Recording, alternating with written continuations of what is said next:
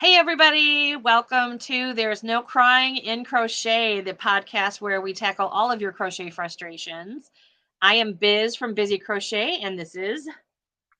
Debbie from MadameStitch. Thank you guys so much for being here. We just have a couple of things to take care of real quick here. Um, like and subscribe if you are watching on YouTube, whether you are watching it during or you're watching it later. We want to make sure that you can keep up with us because we have stuff on each of our channels. We're expanding all of the time. We do tutorials, we do product videos, all kinds of stuff. We're always doing something different. So make sure that you like and subscribe both MadameStitch and Bizzy Crochet on YouTube. And then also, if you are watching on Facebook, make sure that you give StreamYard the permission to see your name so that we can see your name when you leave a comment. And please make sure you leave a comment because we like to talk to you and we like to know who you are. All righty. And also, StreamYard doesn't do anything with that. It's literally just a permission to use your name. Yeah. All righty, Deb, what is up this week? What's your week been Oh like? my goodness. Well, it's been heavy duty crochet, but the grandsons are starting to get ready to go back to school. So last night we actually went to a preview of the marching band that my oldest grandson is its first year. So Oh, the wow. town is, I know it, and I'm such a huge bando. I was in marching band when I was growing up. My daughter, all my kids were in marching band. My husband was in marching band. We're hardcore bandos. Oh, that's So awesome. last night we go to the preview. They invited all the parents and whoever wanted to come to see their show, what they have put together so far. Now, my grandson is taller than me now. He's 13. Oh, and it's so cool to see him coming into his own because in this school district, it's small enough that the 8th graders get kind of lumped in with the high schoolers, which is really cool. So I see him out there dancing and marching on the field, and there's this stupid smile on my face the entire time. It was so cool. So we did that last night. So we're kind of seeing the kids getting ready to go back to school, which happens Monday, and then all the craziness begins. Our kids have already started. That's so weird to me because here it used to be that you started the Tuesday after Labor Day, and then they moved it to the Monday before Labor Day, and we all went, oh my gosh, what is that? And I don't know how many of the schools around here actually have air conditioning, so that probably is one of the deciding factors as to when they start school. That makes sense. Because it takes a little bit in June when they end school to get heated up for the summer. Sure. We've got some hellos. We've got a howdy from Connie, and we've got an afternoon from Neve. Good to see you guys. So yeah, you were talking about band, and when my kids were little, my mom would keep the kids while I worked, and the marching band used to practice on their road. So that was like the big thing. My kids would go out there every single day because they were homeschooled. So they got to watch every single practice. And that was one of their absolute favorite things to do. We love the band. It's impressive, but I'm hogging the discussion. What's up with you this week? It's been a really wonderfully uneventful week for me. The heat is still here. So I mean, like, that's not a new topic. But it's been just super chill, and I've been doing lots of crocheting behind the scenes as well, and finishing up. I've spent some glorious time in my office just piddling about and finishing up some things. And I'm going to do a small teeny tiny plug for my blog. I did just release on my blog all 9 parts of my ugly Christmas sweater blanket crochet along from 2018. It is now a free pattern on my blog. You can get a premium PDF, which actually provides you with all of the extra information, all the special stuff that comes with it. But if you just want to do a free blanket, the videos are available on YouTube and the pattern is on my blog. So I hope you enjoy yourselves. and make sure that you tag me in everything so that I can see it. Good But for you. yes, That's like awesome. I was super busy and productive. Like, what is that? What is happening? Ah! But we are going to be wrapping up the month of Granny Square today, discussing the decades and history of the Granny Square. And it's something that Debbie just absolutely loves, and I've loved learning about it. Granny Squares have been in my life forever, as I'm sure most everybody has seen a Granny Square. And if you haven't, what have you been under? But if you want to go ahead and start us off with like the timeline of the Granny Square and all of that stuff. Well, What in have the you last found out? episode, what I found out is that when we talked about this in the last episode, when historians think that it was created in the late 1890s. So from that time on, so basically it's a 20th century to 21st century crochet technique. Sure. And it hasn't really changed in how it looks, but its use in everyday life has changed a little bit. I just want to preface this by saying I think I get all a little bent out of shape because a lot of people diss on my beloved Granny Square. And I get it because it's this big or it's this big, but you end up having to sew things together. And a lot of people don't like to weave in ends and they don't like to sew things together. For me, that's part of the beauty of the Granny Square. So, and I feel like the Granny Square has, you either love them or you absolutely hate them and avoid them like the plague. So it's really weird how it elicits that such a strong response. But anyway, I digress. So my history lesson begins in the early 1900s. Okay. I think as it was becoming more popular, its use was mainly in making blankets. So it was a quick way to put together a blanket. You could use scraps of yarn from your stash. A lot of people, I don't know how accessible yarn was back then, but I know a lot of people would use every scrap that they had. So this was a really great way for them to use it. So there were a lot of Granny Square blankets and afghans and that sort of thing. It does say that there were garments, but I haven't found any pictorial evidence of that. So I'm not sure what those would look like. Although now that I think about it, there was a reference in one thing that I looked at that said something about a Granny Square robe. They called it a coat, but it was really like a house coat or something like that. I'm not sure if I'd want to do that because I'm not sure I want to lounge around in Granny Squares, but I might change my mind. Then, as we progress through the I know, maybe that should be my next project, right? So as we progress through the 30s, 40s, and 50s, you start to see the Granny Square in magazines, which then brings it more into the public eye and more. Crochet apparently was a pretty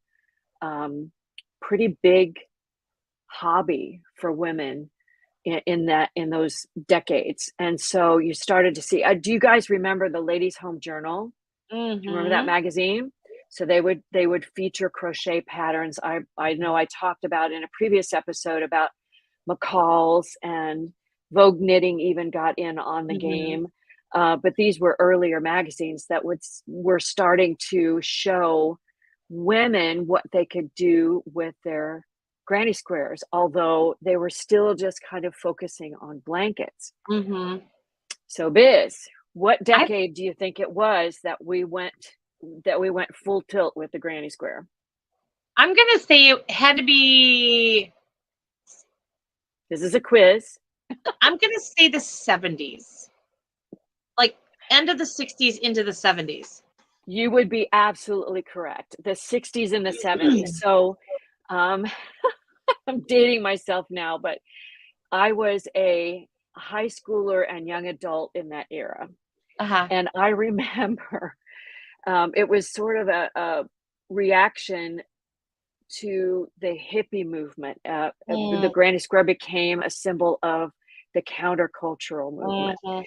And so you saw some pretty weird applications for granny squares, Ken, I'll just say. You still do. You still do. But, you know, this is the kind of thing where someone would make a granny square vest for everyone in the I mean, you know, 10, 15 people in the family, and then take a Christmas photo. Yeah. Or men wearing short shorts made out of granny squares. Or micro mini bikinis, which came into being in that era, would be little granny squares. Yeah, so it was really in the 60s and 70s that people started going nuts with the granny square. And then then knitting sort of took over. I don't know if you experienced this, but it was like all of a sudden it felt like knitting was the only thing anybody was ever doing or talking about. I have to agree with that. But for me, I think that realization started about the 90s. Well, but that would be about when I started back into crocheting, because my grandmother hadn't taught me how to read a pattern, so I didn't know how to do any of that until like 98 anyway. So yes. And you couldn't find a crochet pattern to save yourself. And if you did, it was only by some specific companies. So you could only find them through dinosaurs companies. were nowhere to be found. They really weren't, because they weren't cool. And you know how we see that meme all the time, what are you knitting? It's crochet, dummy. Yes. You know, now crochet, I think, is becoming an equal partner. We're recognizing that that they're not the same thing, and they have equal places in the crafting world. Yeah. But I remember when someone would say that to me, I took my crochet everywhere. I remember when people would say that to me, and I would bristle. Hook, it's crochet. Needles, it's knitting. You know, and I felt like I was the ambassador. Well, and for a little while, we had to actually fight for that place in the crafting world, which sounds really crazy because it's like, it's just yarn, you know, but you know, whenever you're in a culture somewhere and you are, there's one that's the main star, and then there's the redheaded stepsister. And that's what crochet felt like. Oh my gosh, that's exactly, yes. That's exactly what I would say. Although mine wasn't quite as nice, you know, as the ugly stepsister or whatever.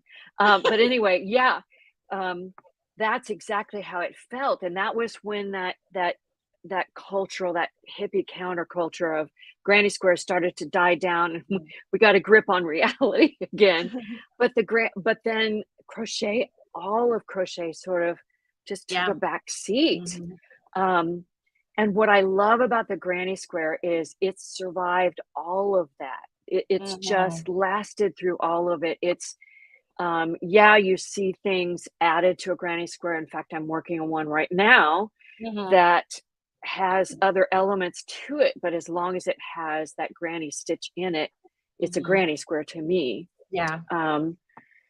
And now we're seeing the granny square come back in droves. I mean, it is going bananas right now in almost everything. Like it's its own movement again. Right. Granny square sweaters. And in fact, this really hit home. You know how Facebook serves you up ads all the time.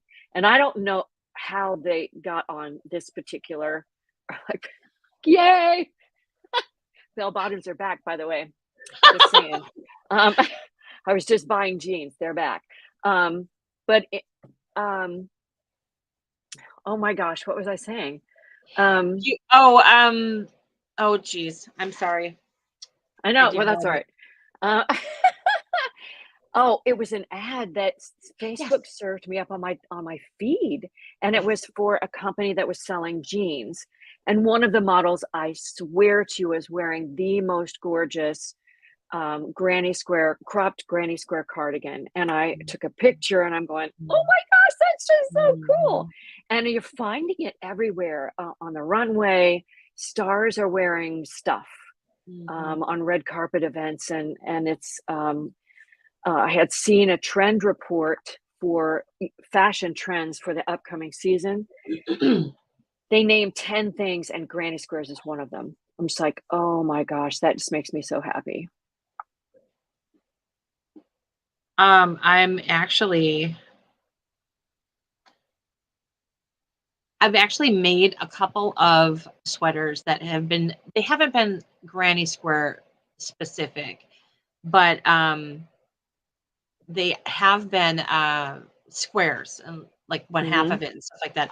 And it is, I think it's one of those super iconic um looks, and I don't know why it just appeals, like right now it just appeals to absolutely everybody, and I haven't met anybody that doesn't seem to be like, oh my god, that is so pretty, or that is so cute, or that is, and I don't know, are we like leaning back into that hippie dippy era, where it was so much more simple? I don't know. I do think the culture is looking for simplicity because it's been so crazy. But Mhm, I don't know. The garments that I'm seeing are really modernized, bringing the mhm, colors, the yarns, everything into the present, where it's almost elevated the granny square. It's you can do vintage. mhm, Or you can do modern. It's mhm. either one, and both of them seem to be accepted right now, Oh yeah, and I especially in think garments. that boho kind of feel, Mhm, it has its own place in society now, where mhm, before it was, like you said, it was kind of that fringe thing, and it was the alter ego, and it was right. you were a rebel if you did this or that, but the boho chic thing has become its own thing now, and I think that that has made the granny square kind of become like, this is cool again, this is acceptable, this is fashion now. Do you remember back in the day, and this I think was more of during the hippie era when granny squares were being used for little purses, but you would make a granny square purse, just a little Mhm. thing, and it would have fringe and beads on it. Yeah, And it would have a long, just like yeah, a chain strap, yeah, and you would wear that around because everything had fringe on it. You had yeah. a vest that had fringe, you'd have a top that had everything had fringe. So your granny square had to have fringe too. I've seen those coming back too, Yes. taking the simple granny square and adding Mhm, adornments to it, like beads mhm. and tassels and fringe and things like that.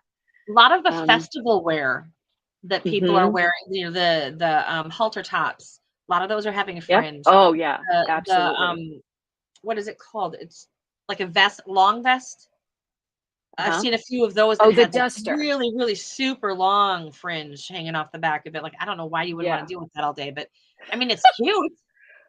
Well, who wants to cut the fringe and put it on? Please, let's just be I mean, Let's just be real as for a a second. maker, like, do we really wanna do that? Oh my god, the fibers, just the thought of it going up my nose, I can't do it. I can't even if you talk about making a ton of granny squares for a blanket, the worst part for me is cutting all of that fringe and then having to attach it. Mm-mm, Oh, yeah. nope. I But don't I think think I've it's ever hilarious. fringed. Have I ever fringed anything? Actually, yes, I have.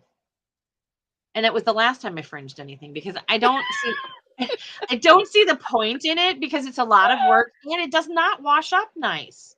Because your stuff No, gets it all does like not. funky and matted together and it's just not pretty. Either that or the yarn starts to split apart, it becomes really fuzzy, Yeah. depending upon what you're using. Yeah, so I don't, as a general rule, fringe. I'm a very simple kind of oh, Connie says, "I'm not a fringer." You He's go, not a girl.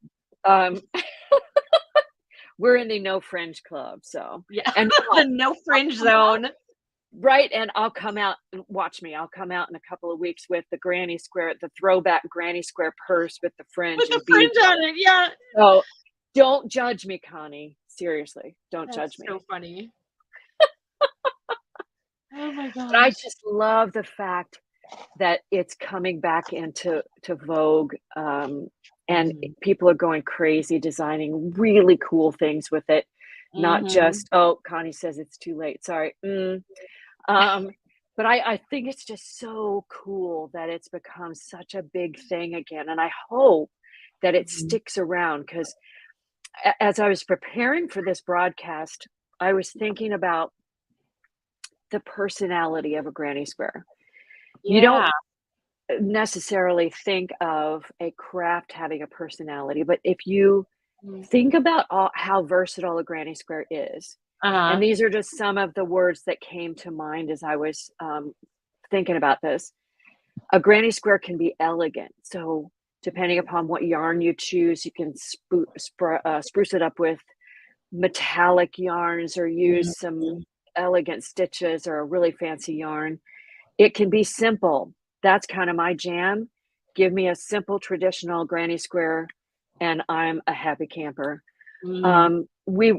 What we've been talking about today, it's nostalgic.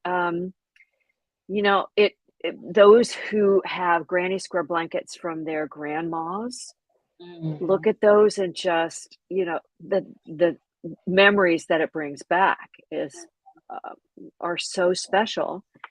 They can be fun and whimsical. You can do all the colors, all the bright colors, and put all the things on it, like fringe and tassels and beads, and it can be whimsical. And there's just a whole list of things that the granny square can be. Yeah. That I think it's one of the, okay, I'm going to put my opinion out there. It's one of the only crochet techniques that I know of that has such a vast array of possibilities.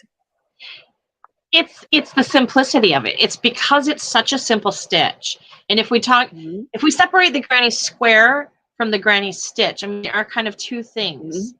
The granny square you can use to zhuzh up or chill out. I mean, like you said, it has a personality in and of itself.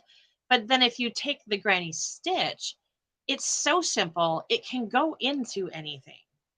Right. And yep, I agree with you. And that's what I'm exploring right now in my business is how can we take that simple granny square and pair it with other stitches or stitch patterns or techniques to elevate that other technique or to create something that's unique in its blend. When my mother-in-law's mom passed away, she had this box of yarn and nobody in the family wanted it. And so my mother-in-law took it and said, do you think you could do something with this, or do you want this yarn? I was like, yeah, go ahead and send it. Now, this stuff was from the 60s, I'm pretty sure. And it was straight up plastic. But and most of it was neon orange and gold. Oh, yeah. And I mean, like, you would think such ugly colors. I mean, they're coming back in vogue now, but like at the time that I got the yarn, this was not going to be pretty. So I thought, I want to take this yarn and make something for her to remember her mother by, because it was her mom's yarn. So I actually found, and this is why I kind of separated the granny square from the granny stitch. I found a granny rectangle pattern. Yep. And I don't even know how big it was, but I made a granny rectangle blanket. And then I just used all of the colors and interchanged them and, got them all in there. I used all of that yarn up in that blanket. Wow. Yeah. I mean, there was a lot of yarn there, and it is a huge blanket, but my mother-in-law loved it so much. It turned out so pretty, and she's got a physical remembrance of her mom that, like, her mom bought that yarn, her mom touched that yarn, her mom had a part of that yarn, and it was such a blessing to be able to turn it into something that she keeps it up on a quilt rack in her house now. So I mean, to me, that's, I think, why granny squares and things like that are so special, is if you can't find something to do with this funky yarn, you can take a granny square and you can make a beautiful blanket out of it just by mixing and matching your things together. Yeah, and you bring up an important point that granny squares don't have to be small. If you No. really hate weaving in ends or Mhm. um, sewing those squares together, just make a big old granny square or make it into a rectangle. Or I've Mhm. done hexagons, or you can modify it so that it's still a granny, but it's a different granny shape. Yeah, and it's such a versatile, universal, I guess is the word I wanna look at. Mhm. Universal, because it's easily recognizable, it's simple to do, and you can do anything with it. Yep, I agree. Alrighty, I so had one more thing that we were gonna oh, do yeah, was, all no. right, maybe we can have, maybe Connie can do this for us.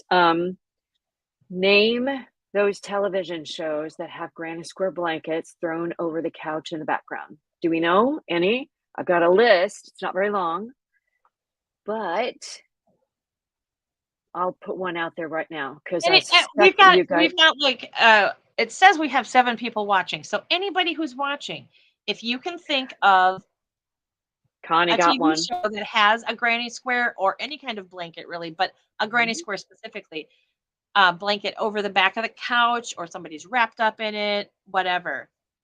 Throw it in there. Tell us what you think. But yes, I'm sorry, you go ahead now. No, Connie got one. Show She it. did, she got the first one on the list. Yep, Roseanne's Roseanne. couch is iconic. Mhm. Absolutely iconic. Yep, Everybody knows that couch. and it was so ugly, it was cute. There you go. Well, you know what? I think a lot of those granny square blankets that we see in shows like that are um, varied colors in the middle of the granny square, but they're always Mhm. bordered in black. So the Oh, whole thing almost is always, yes. right. Yeah.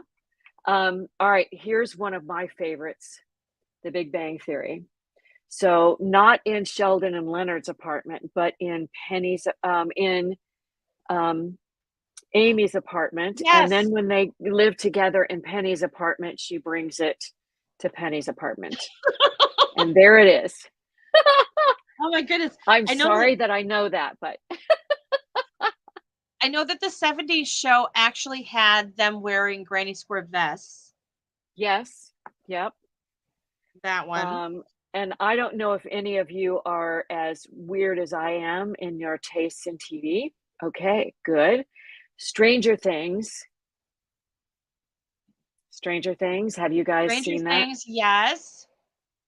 And there were ripple blankets and granny square blankets and all kinds of yeah, I took all kinds of in fact, um, I did a in Nancy's bedroom was a pink and blue granny square pillow, and I actually Mhm. made one exactly like it. Oh, Connie, um, you probably need to be a special personality, like, I don't know, we're weird, We are weird. to watch Stranger Things. Although I will say that more crochet showed up in the first and second season than it has um, Yes. in the future seasons because they're so focused on the evil people. And Carolina says, "Made a small blanket for dolls." And no, that was a I actually still have my grandmother made, okay, let me go back. I'm in the middle of my thought. My grandparents made my daughter a, baby carriage out of wood. Oh And so yeah, my grandmother made accessories to go with it. And I still have the little granny square blanket that she made for that doll bed. Um, I know. Oh my God. I think that actually was something that we did. When Barbies were popular back in the Mhm. day when they first came out, and um, I forget what the name of the doll was that was so popular when my kids were growing up. Um, that people would do American the same Girl? thing for. Yes, but I don't remember Granny Square Blank. It's before that. Maybe it's when I was growing up, Oh, which okay. would be a gajillion years ago. Because I know Dunno. there was like Madge and Barbie, and I really don't know beyond that. Yeah, there were that I think that's when the dolls that could wet themselves came into popularity when I was Nice. growing up. No, no, it was creepy. But I think that's when we I think that's when we made Granny Square carriage blankets for Oh, them. for sure. Yes. Yes. Oh gosh. That I is think I mean, that's it is a all really that cute. I have.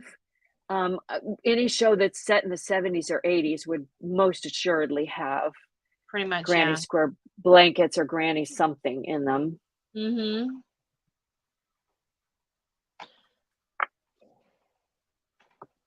Oh, and you do have a quote on the bottom here. You said, Debbie Stoller from Stitch and Bitch, a series, says, if you grew up in the 70s as I did, you might fear the granny square, if only because for a while clothing was made of nothing else. Granny square vests, granny square shorts, granny square hats. Heck, I bet there was some kid out there who was forced to go to school wearing granny square underwear. There might have been. Who knows?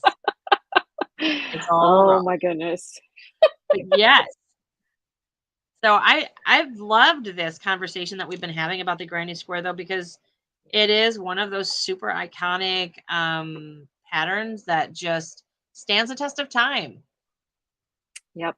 It's one of those bedrock foundational, cornerstone patterns. And there's a lot of stitches, but patterns, there's very few that just stay intact, and it's always the same. Yeah, and it'll be interesting to see how the trends go if we Mhm. go through another cycle like the bell bottoms and the mom jeans. That Get rid of those. They were ugly in do the they keep 80s. coming?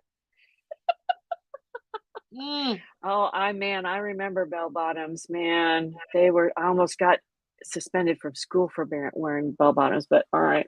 Okay, so full confession here. I was in fourth grade and I had gotten some hand-me-down pants from somebody, and they were bell bottoms. And I thought they were the coolest things because my parents Yeah.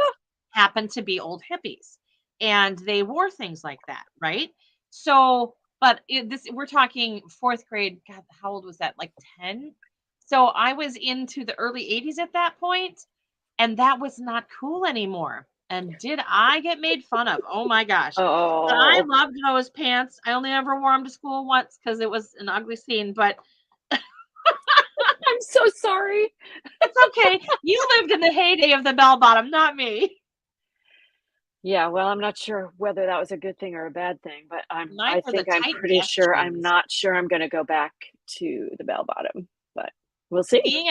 I'm a short woman. I'm 5'1". So if I put on a pair of bell bottoms, my legs look like they're that long. It's really bad. I Thankfully, have to I'm just go not. for a straight leg jean. That's that is hilarious. Oh, let's not talk about body types and stuff like that. I'm so brutally honest. It's okay. But It's all yeah, right. so I have not been watching anything really this week as far as true crime is concerned. I started watching The Terminal List on Prime because Yeah. I always keep meaning to watch it, and I was running out of shows that I could just watch without my husband. So I went ahead and went in, and the first episode was a little bit hard because Chris Pratt to me is always going to be Andy from Parks and Rec, and Oh, yeah. it's hard to take him as like a or Star Lord, from the Marvel universe.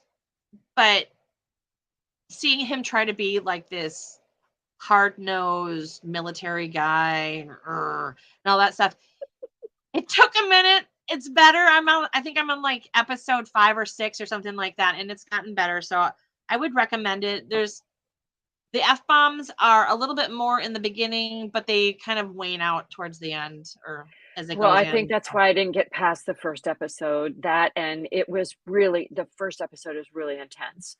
it And I is. tried to watch it with my husband and it's just not his thing. So I think Yeah. yes, by myself maybe I can Yeah. watch it, but yeah, I I've like to been have background TV on when I'm working.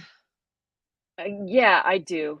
Um we're hot and heavy into the end of baseball season right now. So it's the last month of baseball season and the Phillies are at the top of the wild card race. So you can Nice. imagine that I get derided if I'm not watching the It's all baseball game. Phillies all the time, baby.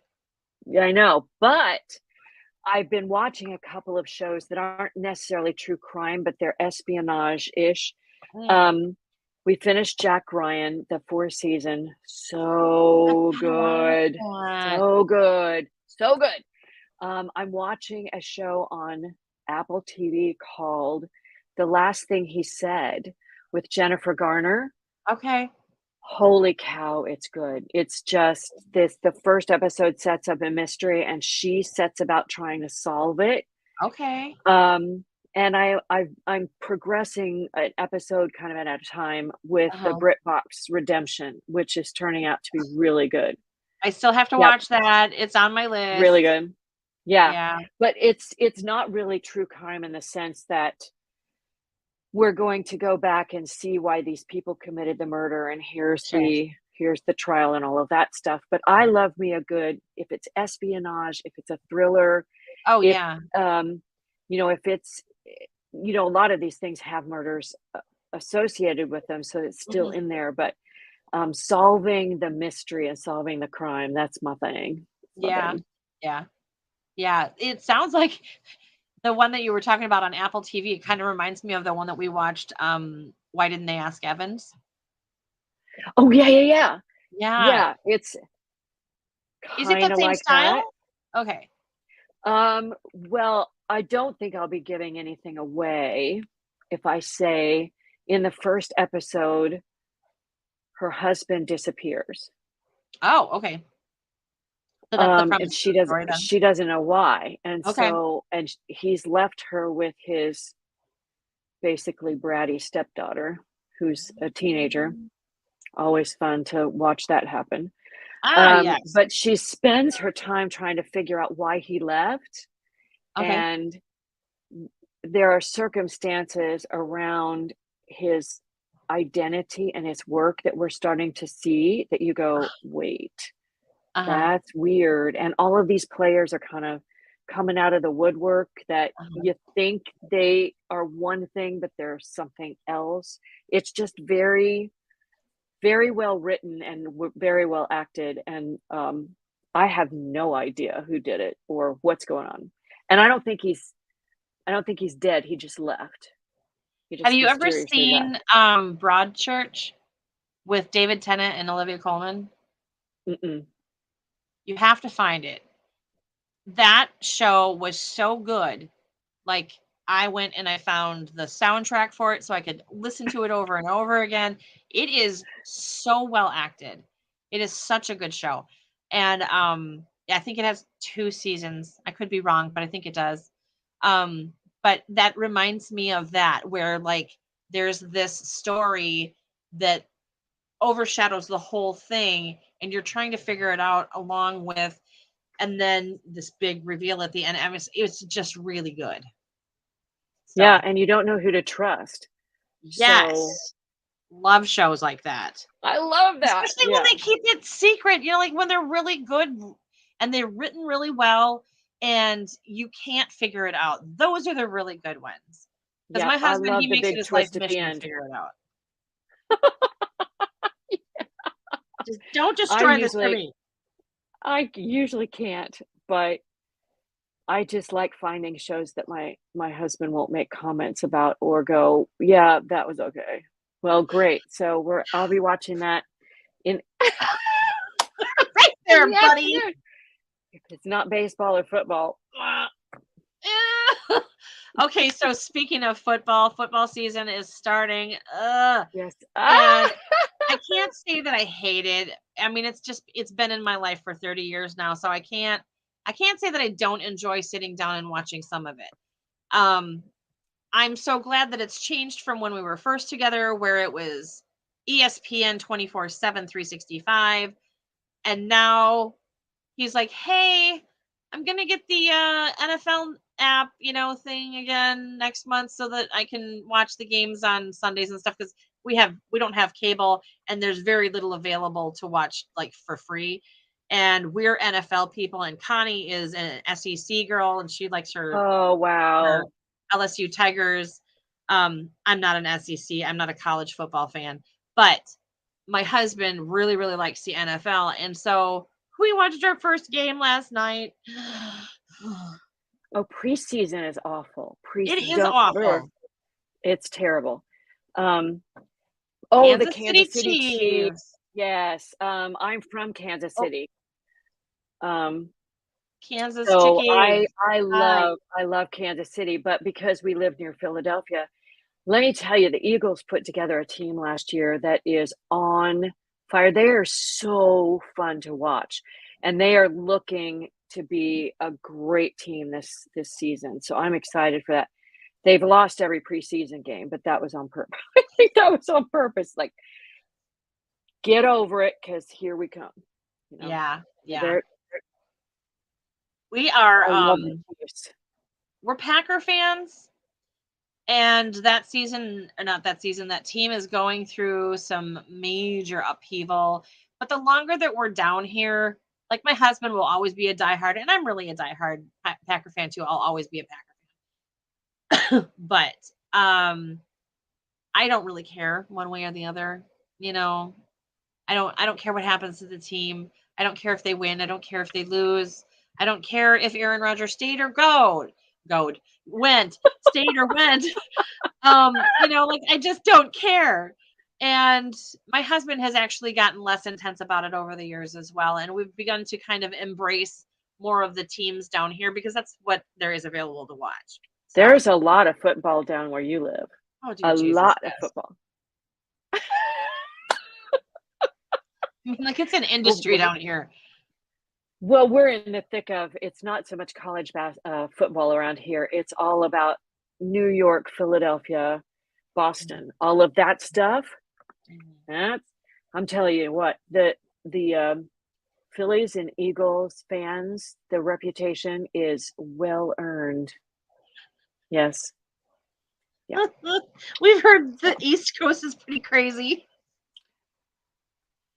If you just have to be careful. You take your life into your own hands when you go to the stadium, just kind of, in your own lane. We went to a Phillies game just recently, and we have a player, his name is Schwarber. He's a home run king, but he lumbers around the field, and that particular day he just looked like he was somewhere else, like he was already at the bar having a beer. And I'll tell you what, the crowd went nuts on him, just went crazy. Oh, wow. He wasn't hitting well. He missed a fly ball. He's an outfielder. He missed a fly ball because he just kind of sauntered into the. Oh no! And people went nuts on him. Oh just my God. Crazy. I'm sure. And we've heard the reputation, even like the Jets fans and the Eagles fans, and the fact that they shared a stadium, or do they still share the stadium? And it was all of this. That's so the volatile. New York Jets and the New York Giants. Giants, so thank you. Sorry. I think those two, no, the Eagles don't share with anybody. That's right. That's right. I like to pretend like I know what I'm talking about, and I just don't.